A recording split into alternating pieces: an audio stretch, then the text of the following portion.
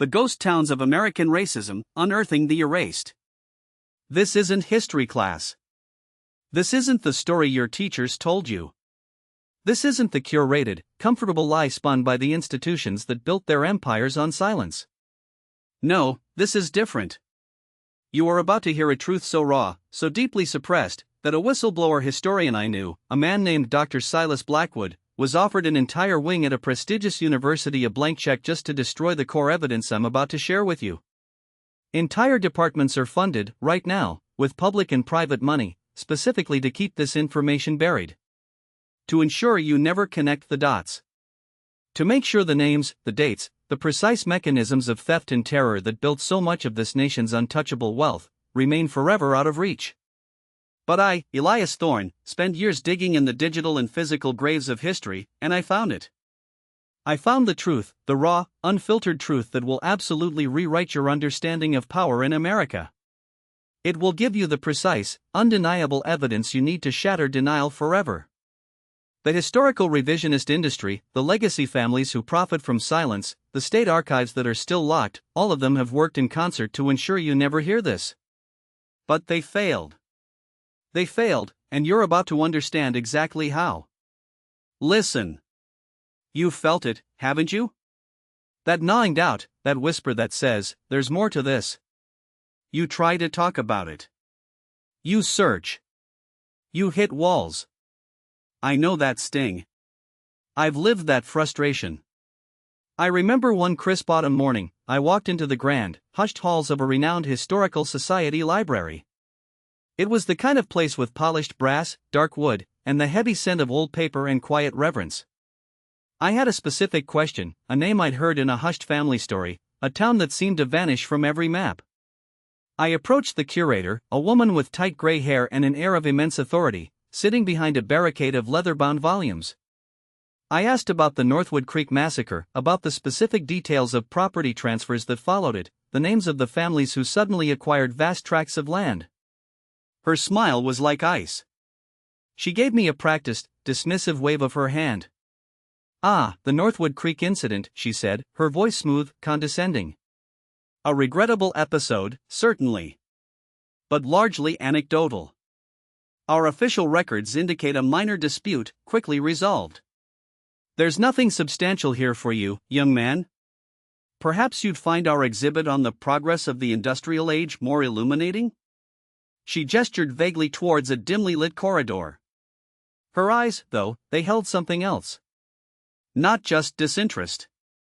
Not just dismissiveness. But a cold, almost defiant certainty that I wouldn't find anything, because they had made sure there was nothing to find. She was an agent of forgetting, dressed in tweed and smelling of lemon polish. Her job wasn't to preserve history, it was to guard the approved version, to ensure the ghost of a lie lingered, undisturbed. That moment, the dismissive wave, the casual lie, it burned. It was a humiliation, a gaslighting, a slap across the face of every ancestor whose voice they had choked. You feel that burn, don't you? The one that happens when you speak a forbidden truth in a polite setting. I tried it at a family reunion once. My own family. We were all gathered around a long table, the air thick with laughter and the clinking of glasses. My great-great-grandfather, a man often celebrated in our family lore as a pillar of the community, a self-made man, someone whose portraits hung in gilded frames. I had found fragments, just fragments, in old county land records, small notations, strange timings of property transfers in the aftermath of a specific racial terror event, whispers of forced sales. I mentioned it quietly, carefully. You know, I said, I was looking into great-grandfather Elias's acquisition of the Mill Creek land. It seems, the timing was right after the 27 incident, when so many families were suddenly forced to leave. The room went silent. The clinking stopped. A cough. A forced laugh. My aunt, a woman who prided herself on being the family historian, her face went rigid. Elias, she said, her voice strained, that's a deeply disrespectful thing to say. Our family built its wealth through honest hard work and shrewd investments. You're letting those radical websites fill your head with nonsense. You need to respect your elders, respect our legacy. My cousin scoffed. Next, he'll be saying we owe everyone apologies for things that never even happened. The accusations, the denial, the way the air turned thick with unspoken threats. It wasn't just about protecting a name. It was about protecting a story. A comfortable, profitable story. They wanted me to be quiet, to swallow the lie, to let the ghost of injustice lie undisturbed beneath their polished narratives. It was as if by speaking, I was personally tearing down the house they lived in. The sheer weight of that collective denial, the silent agreement to bury inconvenient truths, it's a suffocating force. It makes you feel insane, makes you question your own sanity, even when the evidence is staring you in the face. And sometimes, the erasure is so complete, so brutal, that it leaves a physical scar on the very land. I drove for days once, chasing old maps, faded newspaper clippings, the shaky testimony of an elderly woman who remembered her grandmother talking about a place. A place called New Hope. A vibrant black community, thriving in the heart of the Delta. It had its own schools, churches, businesses, doctors, dentists, a bustling, self-sufficient town. The records said it disappeared. Just gone. I found the coordinates. I drove down a forgotten county road, past rusted barbed wire and endless fields. And there it was. Or rather, there it wasn't. The land where New Hope once stood. It wasn't a historical park. It wasn't even a recognized ruin. It was a sprawling, generic retail park. A Walmart supercenter. A dollar store. A fast food chain. Not a single plaque. Not a single marker. Not one sign, anywhere, to say that this was once someone's home, someone's main street, someone's dream. The land itself had been made to pretend. The very soil had been forced to forget. It was an obscene act of historical violence, a second murder of a community that had already been destroyed once. The buildings might be gone, the people dispersed or murdered, but the memory was supposed to live. But they wiped it. They paved over it. They sold cheap goods on top of the graves. It wasn't just about erasing a town, it was about erasing the very possibility that such a town could exist, could thrive, could be violently taken. This isn't just a story about a specific place, it's a blueprint. A template. It's what they did, again and again, across this country. This isn't just about individual acts of bigotry. That's what they want you to believe. They want you to think it's about a few bad apples, a regrettable prejudice from a bygone era. They want you to believe that racism is just a vague concept, a feeling, something that can be overcome with a change of heart. No. This is about a system. A cold, calculating, deliberate system of forgetting. It's about state-sanctioned history that meticulously omits, distorts, and outright fabricates. It's about complicit institutions, universities, museums, libraries that are either too cowardly or too deeply entwined with the beneficiaries of these crimes to speak the truth. It's about wealthy dynasties whose fortunes were built, brick by stolen brick, on these buried crimes, and who still exert immense power to keep the lid on. It's about the media machinery, then and now, that trades in comfortable myths and sanitized narratives, because the truth is too inconvenient, too unsettling, too much a threat to the established order. Do you know what I found? I found suppressed archaeological reports from the 1980s, detailing anomalous foundations and human remains beneath what is now a county government building, reports quickly classified and never published. I found redacted census data, entire pages blacked out, corresponding precisely to the years following known racial cleansing events. I found references to lost court transcripts, conveniently recorded as mysteriously burned in courthouse fires, fires that always seemed to ignite right when the most damning property disputes were being settled. And I found the unpublished chapter, the real chapter, from the official biography of a prominent industrialist, a chapter that detailed his direct involvement in orchestrating land seizures after a targeted terror campaign against black landowners. These aren't theories, these are fragments of physical proof, pieces of a puzzle painstakingly recovered from the garbage heaps where they hoped no one would look.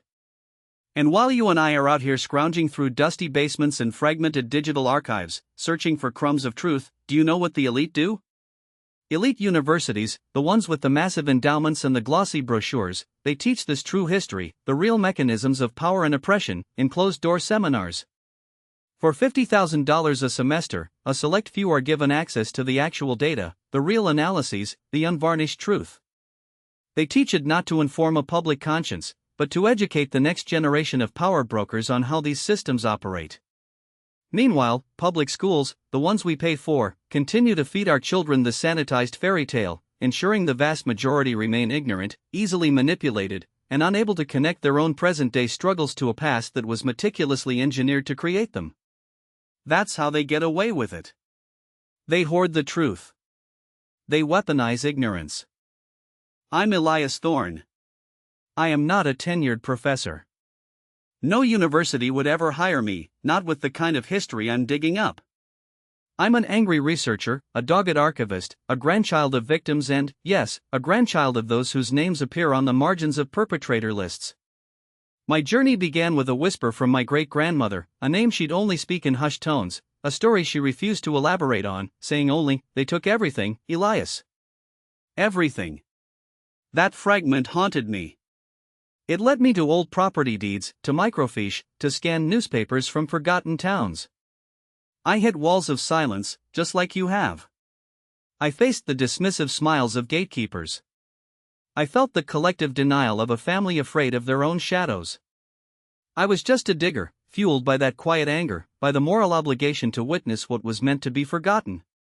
I spent nights poring over scanned county records, cross-referencing names, dates, and property descriptions. Days were spent chasing down the children of survivors who themselves had only fragments of memory, the children of perpetrators who clutched their secrets like precious jewels. My own roots, I found, were tangled in this mess. A name I recognized, a name in my own family tree, appeared on a list of beneficiaries of a mass property transfer after a racially motivated expulsion. That wasn't a comfortable discovery. It was a raw wound. It made the pursuit not just academic, but deeply personal. It made me realize that this isn't just their history, it's our history. All of us. And until we look at it with open eyes, until we name the precise machinery of harm, we will remain trapped in the ghost of their lies.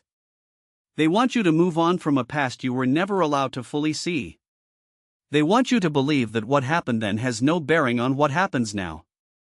They are wrong. And you are here because you know it. You feel the weight of ancestral trauma, that persistent ache, without knowing the specific events that caused it. You are enraged by the polished, sanitized version of history that serves as a second erasure of the victims. You need to understand the precise machinery, the law, the meeting, the policy, the order that was used to inflict harm, not just the vague concept of racism. You need a specific story, with names and dates, to weaponize against the phrase, "that never happened." And you, like me, feel a moral obligation to be a witness. To remember. To remember what was meant to be forgotten. Because the haunting question, what exactly did they do, and how did they get away with it, demands an answer. And I have that answer. You are closer than you know. What I'm about to show you, right now, will finally unlock the prison of lies they built around us. I'm going to reveal the one document they thought was lost forever, a single piece of paper that names every single person responsible for the destruction of a thriving black community in the American South. You will see how a single phrase, innocuous as it seems, used in every history textbook you've ever read, is actually a deliberate code, a carefully crafted lie designed to hide a massacre. And I will show you the 1965 photo album, untouched, unedited, that shows the vibrant town that officially, according to state records, never existed. The truth is waiting. And you are ready for it. You are ready for it. What I unearthed from the dustiest corner of a forgotten county archive, tucked away in a mislabeled file, was not just a document, it was the entire operational manual for an atrocity. This isn't some abstract theory of racism. This is the precise architecture of racial humiliation, laid bare.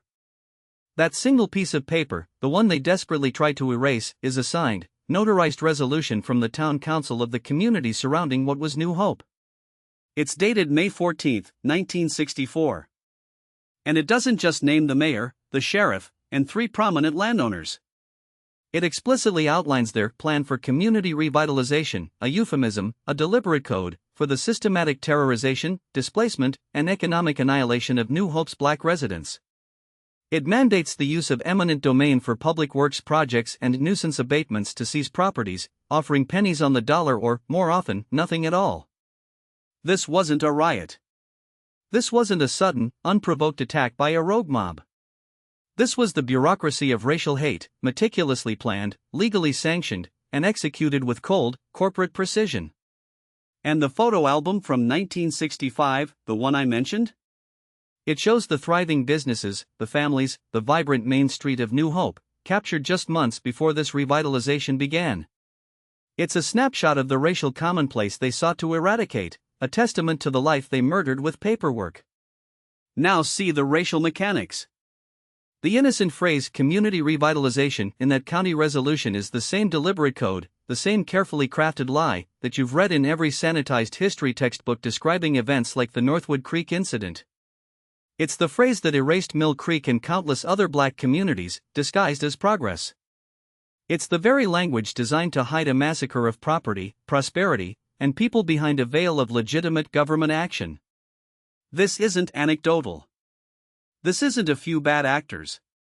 This is the predictable output of a system designed to operate with the silent script of white supremacy, where the very act of existing and thriving as a black community became a provocable offense, triggering a predefined set of legal, economic, and often violent responses.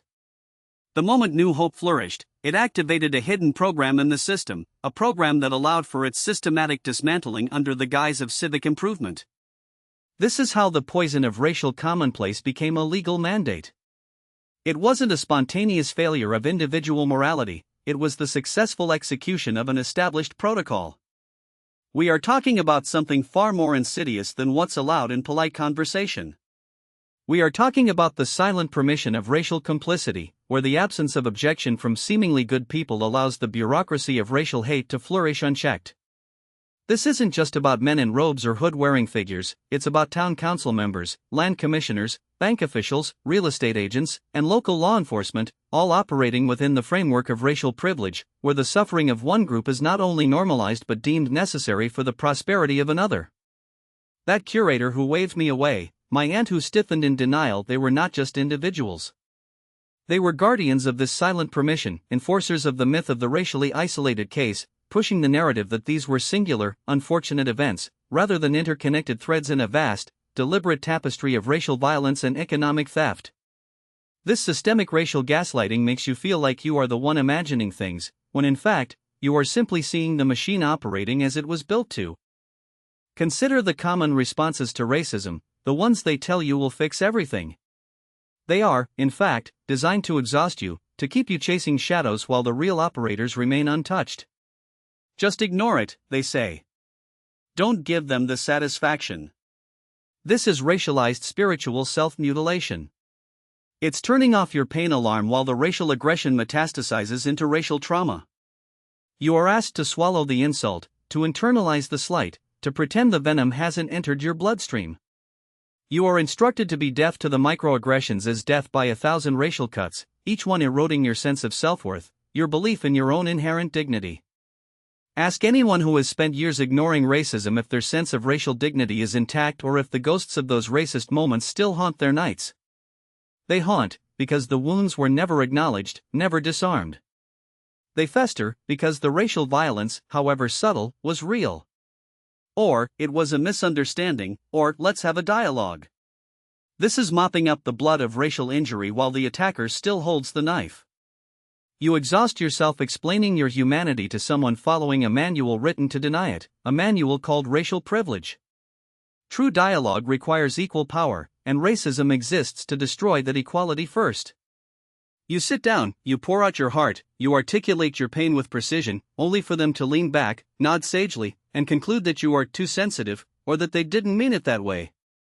This is implicit racial bias as a conditioned reflex of a racist society, a reflex that ensures you remain unheard, your reality dismissed, your experience negated. It's a performance for their benefit, a way to absolve themselves of guilt without changing the underlying racial dynamics. The goal of dialogue in this context is often not understanding, but re-establishing the hierarchy, reiterating that their comfort is paramount, and your discomfort is your problem. What about legal action alone will fix it? This is often a financed mutilation of a symptom. It may cut a branch, get a single perpetrator fired or fined, but the root system of racial power remains untouched, growing back stronger and more discreet in its next form. The legal system itself, as we saw with the New Hope resolution, was often the mechanism of the oppression, not an external solution to it. While individual legal battles can offer temporary relief or justice for specific incidents, they rarely dismantle the overarching systemic infrastructure. They rarely bring down the financial dynasties that profit from the racial structure. They rarely expose the deliberate codes in the history books or unlock the state archives. They don't rewrite the architecture of racial humiliation. They provide a semblance of justice that allows the larger system to declare itself fair while continuing to operate as designed. The Northwood Creek Massacre, the forced land sales in Mill Creek, these weren't simply crimes that happened outside the law, they were often perpetrated through the law, or with the full knowledge and complicity of legal authorities who then ensured records vanished. And finally, the insidious command, be the bigger person, or forgive and forget. This is a mandate for racial amnesia imposed on the victim to keep the engine of racial abuse well-oiled and silent.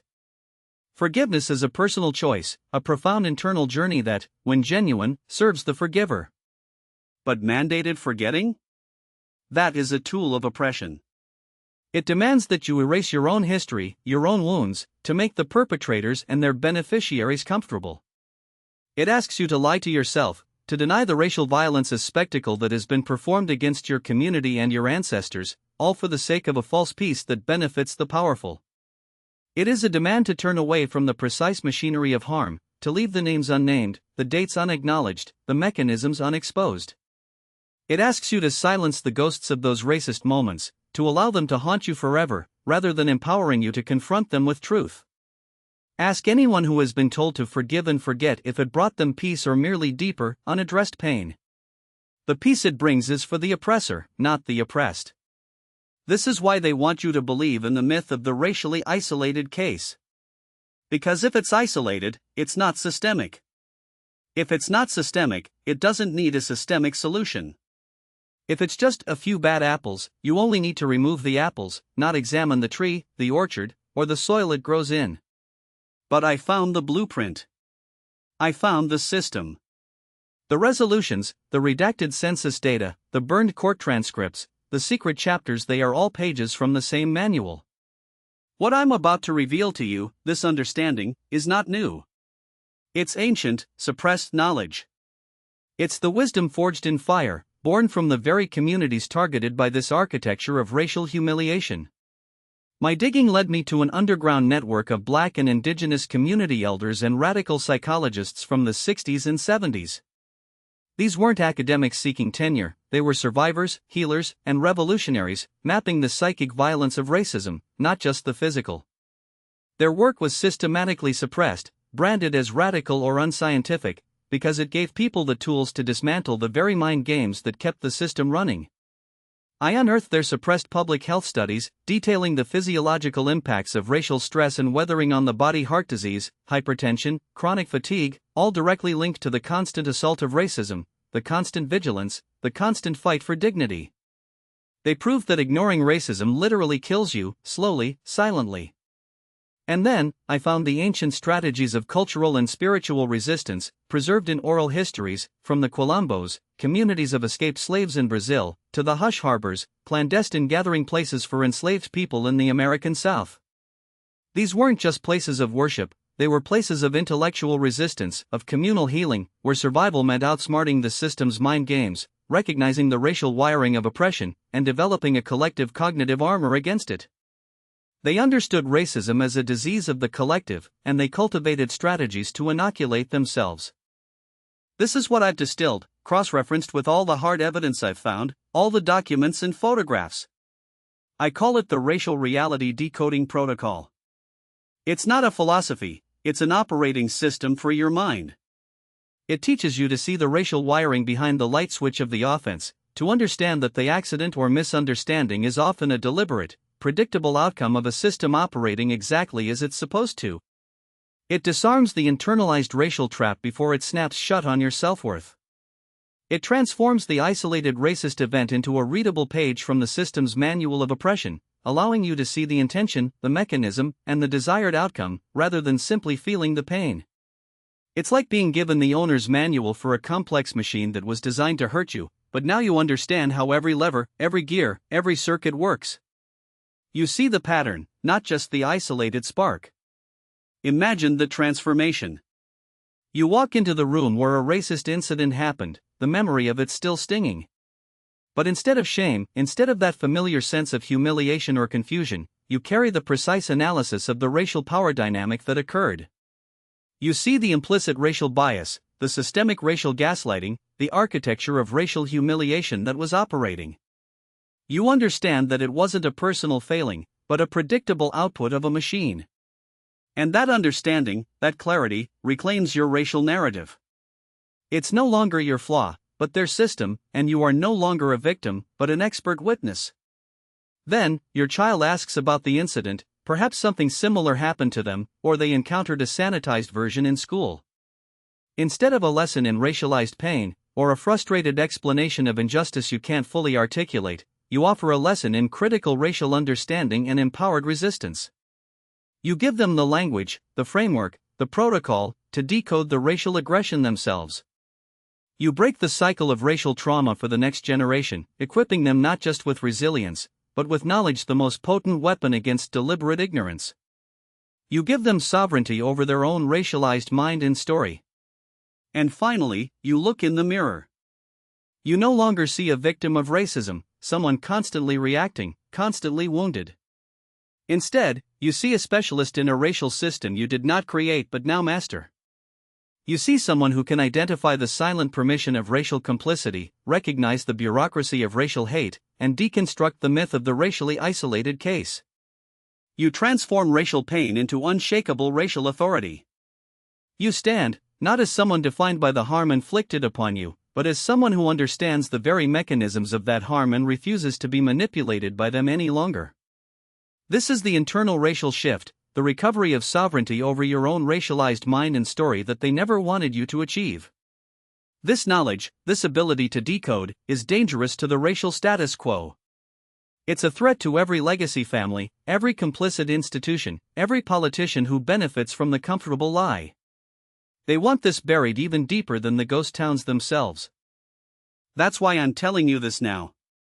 Because when this video reaches a certain number of views, when this truth starts to circulate, the pressure from those invested in racial silence to bury it will increase exponentially. They will try to discredit me. They will try to silence this channel. But they cannot silence what you now know, what you are about to understand. I'm going to show you the first practical step to disarm racism, to begin using the Racial Reality Decoding Protocol in your own life. It will equip you, immediately, to identify and neutralize the racial wiring in seemingly innocuous everyday situations, to protect your mental and spiritual health from the insidious racial aggression that surrounds us. You're ready for the truth, and I'm ready to give you the key to unlock your own liberation. Now, here is the key to disarming racism, the first practical action that transforms diffuse injury into precise knowledge, moving you from the chess piece to the grandmaster of your own experience. It's a simple, free, and intellectually undeniable strategy, an immediate countermeasure to the subtle and not-so-subtle aggressions that chip away at your spirit. We call this Step 1, the Racial Pattern Recognition Drill. For 1 week, you carry a small notebook or you use your phone's Notes app, dedicating a specific space for this practice.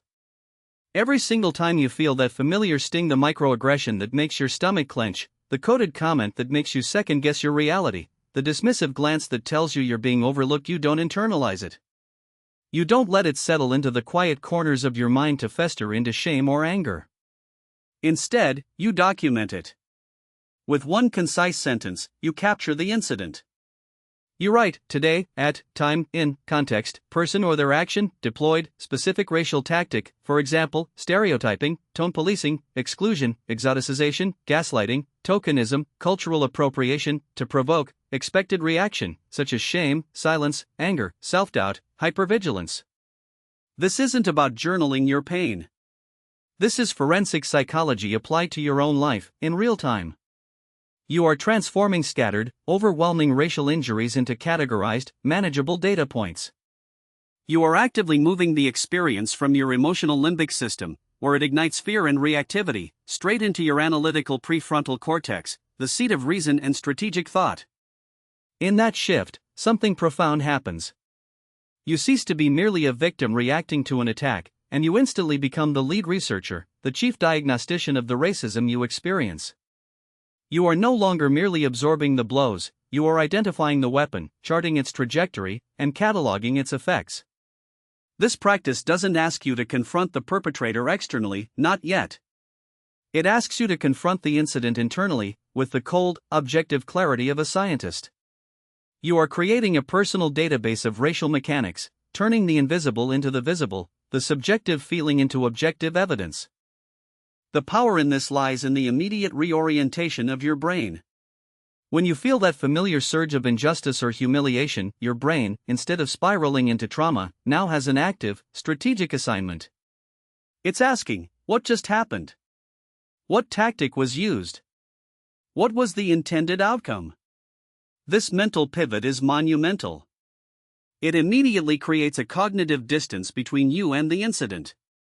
The racial assault is no longer happening to you in an undifferentiated way, it is now being observed by you, dissected, and analyzed. You become the observer, not just the observed. This simple act of documentation starts to build your internal firewall against racial gaslighting, against the insidious narrative that tells you it's all in your head, or you're too sensitive. You collect the evidence. You build the case. And with each entry, you reclaim a piece of your psychological sovereignty. It's the first step in translating the abstract understanding of racial architecture into a concrete, empowering daily practice. It's the turning point from feeling helpless to becoming an expert in your own liberation. Now, listen to this story of racial transformation, a testament to the seismic shift that happens when you apply this decoding strategy. It's a composite, woven from countless voices I've heard, countless individuals who have moved from a place of persistent racial pain to one of profound, empowered clarity. Picture a man named David, a brilliant engineer working in a tech startup, who for years endured constant racial profiling and microaggressions in his workplace. He spoke to me, his voice initially heavy with resignation, recounting years of feeling invisible, of being passed over, of coded comments about his fit within the company culture. He tried everything: diversity training that felt superficial, HR complaints that went nowhere, and countless nights spent replaying incidents, stewing in a quiet, simmering rage that only harmed himself. He was exhausted, drained, considering leaving the career he loved. When David started the racial pattern recognition drill, he approached it with skepticism, yet desperation. For 2 weeks, his notebook filled with entries. Today, at 10 a.m. in the team meeting, my manager subtly questioned my technical expertise after I presented, then immediately lauded a white colleague for a similar point tactic: epistemic injustice/intellectual discrediting, expected reaction, self-doubt, silencing. Another entry: during lunch, a colleague asked where I really came from, despite my stating I grew up here tactic, perpetual foreigner/othering, expected reaction, alienation, frustration. With each entry, a subtle shift began. The incidents didn't stop, but his internal response began to morph. He told me something profound about the third week, a moment that crystallized his transformation. He said, "My boss, a man known for his playful yet racially insensitive banter, made a joke in a large team meeting about my natural hair, implying it was unprofessional. Old me would have burned with silent humiliation. My face would have flushed, my heart would have pounded, and I would have spent the rest of the day replaying his words, feeling small and disrespected. I would have felt the familiar weight of having to choose between confrontation and swallowing poison. But because I had been auditing, because I was actively engaged in the pattern recognition drill, my mind didn't go to shame or anger. In that instant, my brain automatically categorized it. It wasn't just a joke anymore. It was performative othering for group bonding, designed to reinforce his authority and my subordinate status, expecting me to shrink. And in that very second, the intense emotional charge vanished. It was like a circuit breaker had tripped, cutting the power to the usual emotional storm. I looked at him, not with rage, not with humiliation, but with a kind of clinical pity. I saw a man desperately reinforcing a racial hierarchy, wielding a cheap tactic to feel secure in his own precarious position. I didn't even need to respond verbally. The power he tried to wield, the power to make me feel less than, dissolved in the air because I had named its source, dissected its intention, and understood its mechanism. For the first time in my professional life, I walked away from a racist encounter not feeling empty of my dignity, but full of my own power, full of a quiet, unshakable self-possession. That, my friends, is the shift. That is the true impact of moving from reacting to decoding. When you diagnose the racial virus, when you understand its specific strains and how it operates, you develop the psychological antibody. You interrupt the cycle of trauma. You reclaim your emotional energy. You turn passive suffering into active understanding. David didn't need external validation or an apology to feel whole. He achieved an internal liberation that no perpetrator could ever take away. He learned to see the mechanisms of racism not as personal attacks designed to define him, but as crude, predictable, and ultimately weak tactics employed by those who cling to outdated hierarchies. His story, and countless others like it, demonstrates that the antidote is not to fight harder on their terms, but to understand and disarm the weapon on yours. Now, let's pull back the curtain even further. Let's reveal a final, documentary-level proof that confirms the systemic, engineered nature of the racial mechanics we've been exposing.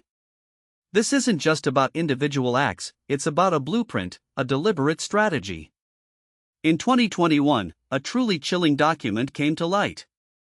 It was a confidential internal assessment from a global consultancy's Diversity and Inclusion division, quietly leaked to an anti-racism researcher I collaborate with, someone dedicated to exposing the true architecture of power. The title of this assessment alone should send shivers down your spine: Cost-Benefit Analysis of Racial Equity Theater versus Structural Reform. This document, hundreds of pages long, meticulously broke down the financial and organizational implications of various approaches to addressing racial disparities within large corporations. But turn to page 9. Page 9 contains this absolutely cold, unfeeling line, presented as a data point in a sterile table: intervention models that focus on individual bias awareness training, healing dialogues, and psychological resilience workshops consistently reduce grievance reporting by 68% and demonstrably lower legal liability, while requiring zero redistribution of institutional power or resources. They are 400% more cost-effective than actual structural overhaul, such as equitable hiring quotas, executive accountability, or resource reallocation to marginalized communities. Let that sink in for a moment. Read that line again. The objective, laid bare in black and white by the very architects of corporate strategy, is not to dismantle racism. It is not to achieve genuine equity. It is to reduce grievance reporting and lower legal liability. The goal of the mainstream solutions that are peddled in countless workshops and corporate mandates is not to heal the wound of racism, but to anesthetize you to its effects. It is to teach you to manage your pain, to cope with injustice, to be resilient so that the machine of systemic inequality can run smoother, without interruption, without cost. It's a psychological pacifier, designed to keep you from disrupting the status quo. This document is the smoking gun. It is the undeniable proof that the game, as played by many institutions, is rigged. They are not interested in fundamental change, they are interested in managing your response to injustice. But here's the crucial part: knowing the rules, knowing the true intent behind these mechanisms, is the absolute first step to breaking free from them.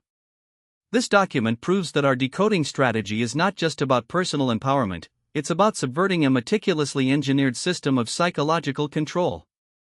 When they expect you to cope, you choose to comprehend. When they offer you a pacifier, you demand the blueprint. Now, let's fast forward. Let's paint a vivid picture of total life transformation. Imagine a day in the life of someone who has not only absorbed this knowledge but has fully internalized and applied the protocol against racism, someone who is truly racially sovereign. This is not a distant fantasy, this is an achievable reality that countless individuals are now living. Imagine your perfect Thursday.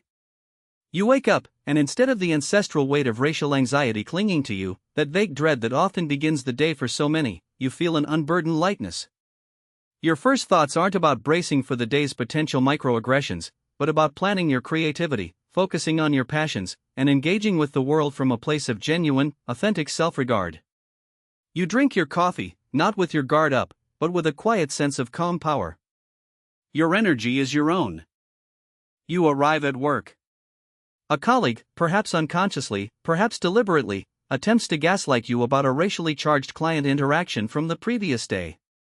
They try to twist your words, minimize the racial component, or suggest you misunderstood. You feel the old trigger, that familiar knot tightening in your stomach, but now, sitting right beside it, is your internal analyst. Your mind, trained by the racial pattern recognition drill, instantly recalls the specific tactic, gaslighting to avoid accountability, or narrative control to maintain racial innocence. You calmly and precisely cite your documented pattern from last week, framing it not as an accusation, but as an observed systemic glitch, a recurring dynamic that you're both caught in, perhaps even something you both need to address. You don't get angry, you get articulate. You don't accuse, you expose. The room falls silent, not with uncomfortable tension, but with a new, grudging respect for your clarity, for your unshakable composure. You haven't started a fight, you've simply shone a light on a hidden mechanism, and in doing so, you've redirected the energy, forcing the dynamic to shift without having to expend your own emotional labor in defensive protest. You go home. Your niece, vibrant and hopeful but already navigating the complexities of racial identity, comes to you with a question. She was hurt by a racist remark at school, a dismissive comment about her intelligence. Instead of just telling her to be strong and internalize the pain, instead of minimizing her experience, you sit with her. You don't just validate her feelings, you empower her with knowledge. You teach her the first step of the audit. You ask her to name the tactic, to identify the specific mechanism behind the comment. You show her how to disarm it, not by fighting, but by understanding. You teach her that the comment is a predictable play in a predictable game, not a reflection of her worth. You equip her with a tool, a lens through which to view these aggressions, transforming her from a potential victim into a budding strategist of her own dignity. Later that evening, you look in the mirror. The person looking back isn't just a survivor of racism. They are a scholar and a strategist of their own liberation. They are at peace, not because racism has vanished from the world, but because its power to penetrate and poison their inner life has been fundamentally dismantled. They are free, not from the external reality of racial prejudice, but from the internal captivity it once imposed.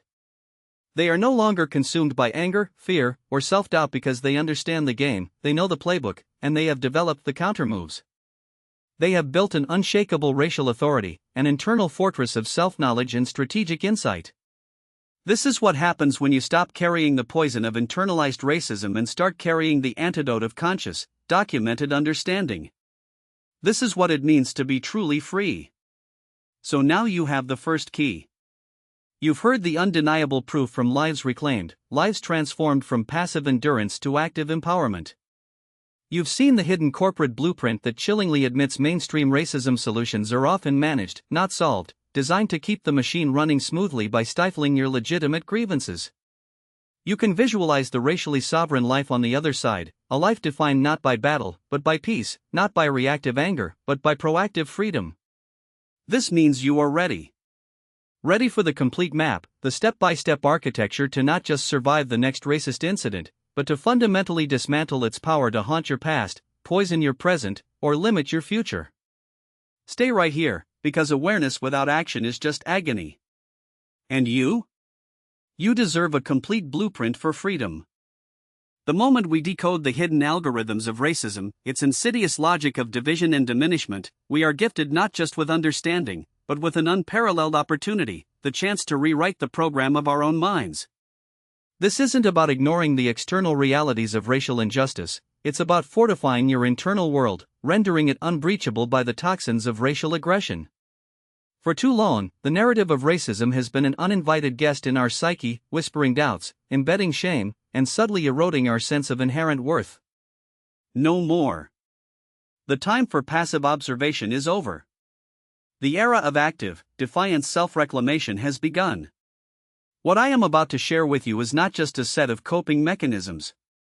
It is a complete anti-racism protocol, a sophisticated system of psychological defense and empowerment designed to disarm racial aggression at its source within your own consciousness, and to heal the deep, lingering wounds of internalized racial trauma.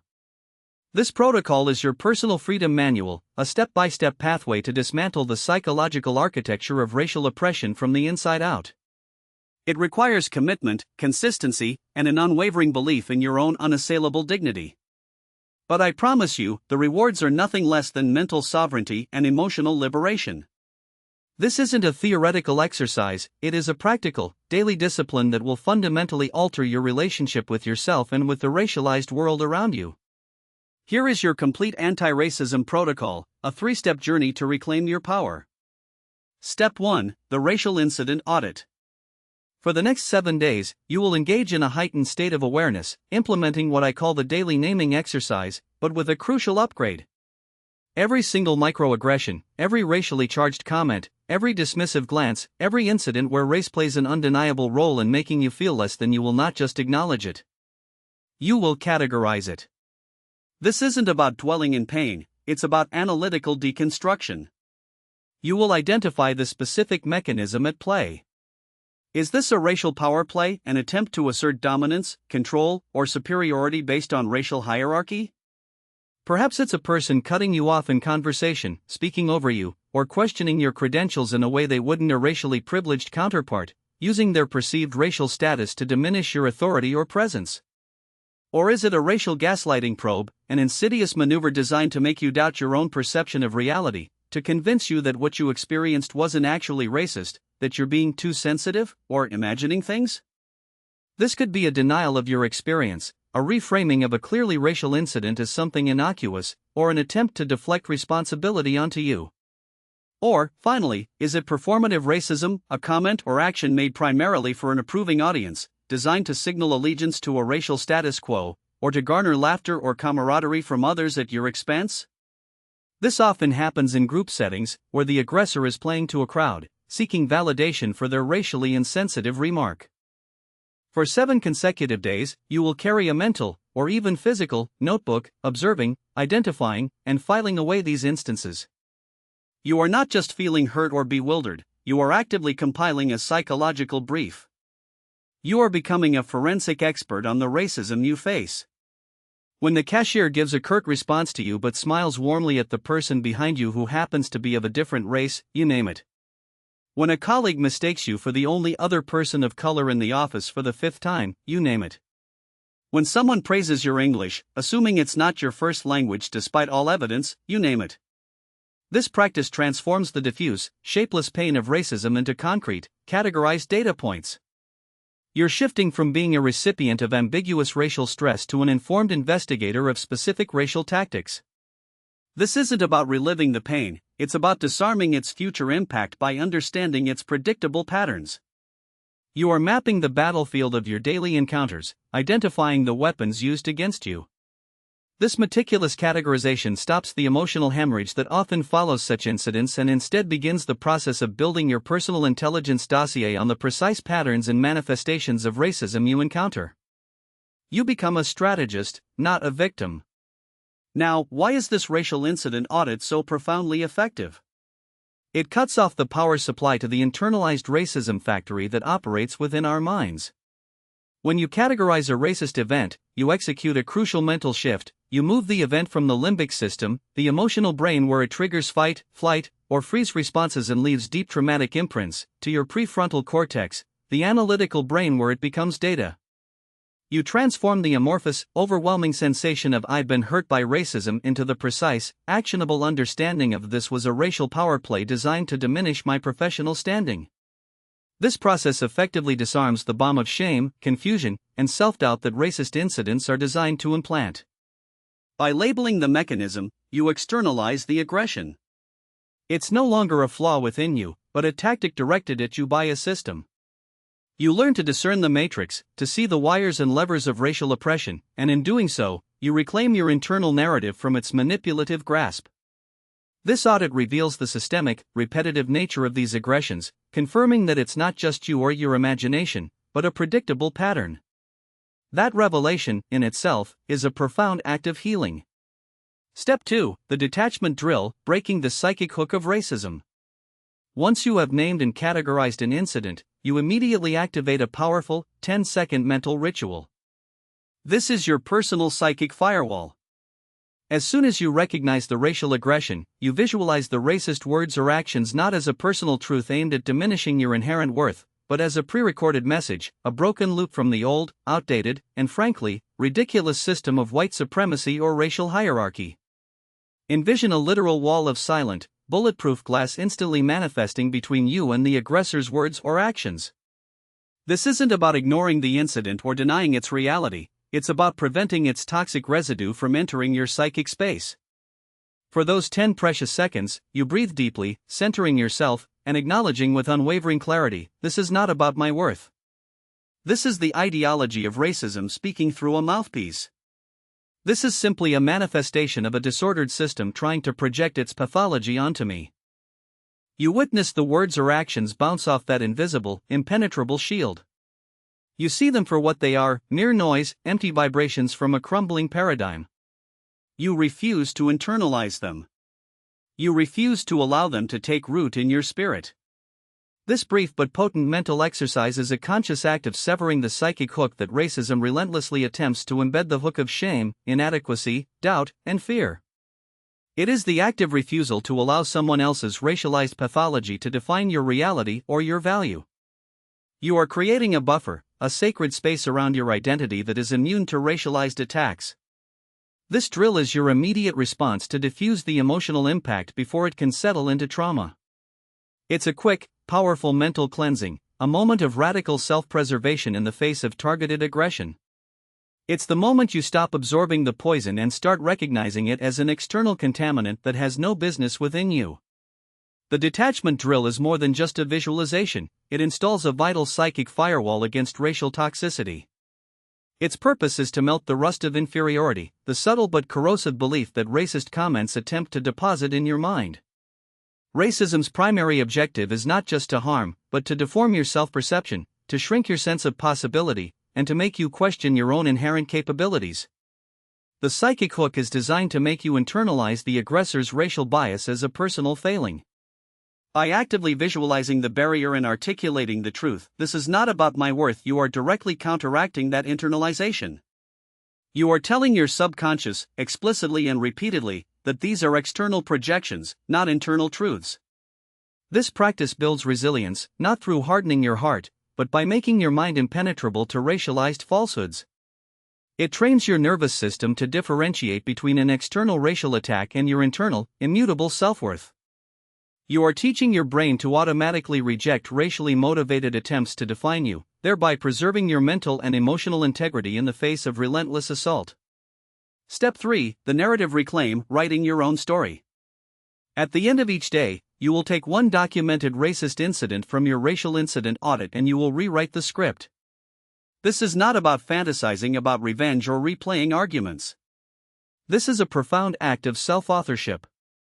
You will write down the powerful, calm, one-sentence response you could have said to affirm your humanity, to defend your dignity, or to expose the racism without descending to the aggressor's level. Or, you will describe the dignified action you could have taken to reclaim your space, to assert your presence, or to simply walk away with your head held high, knowing your worth. This isn't about rehearsing for a future fight, nor is it about regret over past reactions. It's about programming your subconscious. When you replay an incident and consciously craft a response or action rooted in racial dignity and authority, you are installing new neural pathways. You are creating a mental blueprint for how you want to respond, not how the trauma or shock forces you to respond. Perhaps it's a simple, firm statement, that comment is inappropriate. Or a silent, powerful gaze that communicates, I see you, and your racism holds no power over me. Or perhaps it's an internal monologue of affirmation, my presence here is valid, regardless of their discomfort. The key is to craft a response that empowers you, that reflects your true, unassailable value, and that reinforces your sense of sovereign self. You are literally performing a mental cleanse, flushing out the residue of indignity and replacing it with programmed resilience. This daily practice ensures that your automatic response to future racial aggression is no longer one of frozen shock, internalized shame, or reactive anger, but one of grounded clarity, self-possession, and unshakable dignity. You are not just envisioning, you are actively coding your future self with the algorithms of liberation. This narrative reclaim is the decolonizing cleanse for your mental landscape. It actively flushes out the old story of racial victimhood and installs the new story of sovereign racial identity. For generations, racism has attempted to dictate our narratives, to write us into roles of subservience, invisibility, or perpetual struggle. This step is about seizing the pen. It recognizes that much of racial trauma isn't just the incident itself, but the lingering feeling of powerlessness or the internal critique of "I should have said X" or "Why did I freeze?" This mental replay, when unaddressed, reinforces the trauma. By consciously rewriting the script, you are not just processing the incident, you are actively training your subconscious mind to develop and access a repertoire of powerful, dignified responses. You are literally rewriting the neural pathways that colonialism and racism tried to carve, paths that lead to shame and self-doubt. Instead, you are forging new, strong, radiant pathways that lead to self-affirmation, unshakable confidence, and an unyielding commitment to your own worth. You become the master storyteller of your own existence, immune to the racist fictions others try to impose upon you. You can start step 1, the racial incident audit, the moment this video ends. What are you waiting for? Another year of silent corrosion from microaggressions? Another incident where you leave a room feeling racially diminished, carrying the invisible weight of an assault on your spirit? The time to reclaim your mental sovereignty from racism is not tomorrow. It is not next week. It is in the next hour. This protocol is not a passive philosophical insight, it is a dynamic, active shield and sword. It only works if you commit to it, if you act decisively to protect and empower your own psyche. This is your personal declaration of independence from the psychological tyranny of racism. No one else can do this work for you. No institution can grant you this internal liberation. It is yours to claim, by design, by deliberate action, by daily commitment. This journey we've embarked upon, this deep dive into the mechanisms of racism and the architecture of personal liberation, is not an isolated endeavor. Racism survives in silence and thrives in isolation. But we, together, are building something new. We are forging a collective consciousness, a network of the racially aware and resilient, committed to disarming these mechanisms not just within ourselves, but within the broader world. So, if this message has resonated with you, if you feel the stirrings of this new power within your spirit, then make a conscious choice to be part of this movement. Share this video. Send it to the person you know who carries that same weary look after a racist encounter, the one who struggles to articulate the invisible wounds. Break the isolation. Create your own network of understanding, of healing, of active resistance. Let this knowledge spread, igniting sparks of empowerment in every mind it touches. Every like on this video is more than just a click. It is a signal. It tells the algorithm that knowledge which dismantles racism matters, that there is an army of people choosing to see the racial matrix, to understand its insidious code, and to disarm it in their own lives. Leave your like as a mark of solidarity, a symbol of your commitment to this understanding, and an affirmation that this conversation is vital. I need you to make this real, to anchor this knowledge in action. Comment below protocol activated when you commit to your personal 7-day audit of racism in your life. Let's fill these comments with names and resolve. Let the world see we are not alone in this struggle, but a collective waking up, building tools, and standing in our power. Also, leave your questions on applying this protocol. Your insights and experiences are invaluable. I will be here, engaging, listening, and continuing to build this bridge to liberation with you. Save this video. Pin it. This is not just content, this is your manual for psychic self-defense against racism. When the world tries to sell you the old story of racial hierarchy again, when a microaggression tries to seep into your spirit, come back and rewatch Step 2, the detachment drill. Let this be your anchor of dignity, your fortress of self-worth. It is a reminder that you are not just surviving, you are thriving, defiant in your authenticity. The choice is now binary. You can continue to be a battlefield for a racial war you didn't start, a silent recipient of aggressions that slowly chip away at your spirit, or you can become the sovereign architect of your own racial peace and power. You have the blueprint to disarm racism in your mind, to heal its historical scars, and to build an unassailable sense of self. The tools are in your hands. We are not just healing ourselves from racial trauma, we are building a new language of unassailable worth, a dialect of dignity that resonates with every fiber of our being. Now go, and speak it, live it, embody it. Your liberation awaits.